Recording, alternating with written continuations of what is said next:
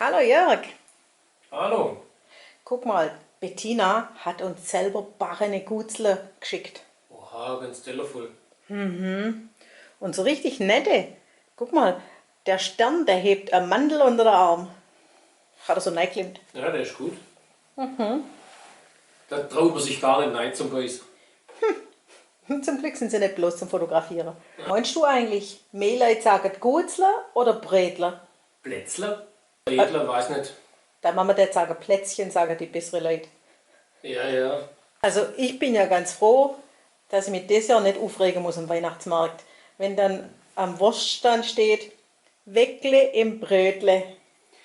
Wenn man das Teller mit den Bredler anguckt, dann kann man sich nicht vorstellen, dass da eine Wurst drin ist.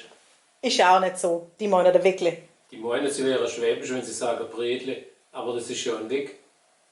Also den erst, das haben wir natürlich nicht. Das sind Bredler. Ja. Macht's gut, Leute. Wir Also. kümmern uns jetzt um die Bredler. Wir wünschen euch einen schönen Abend. Macht's gut. Tschüss. Ciao.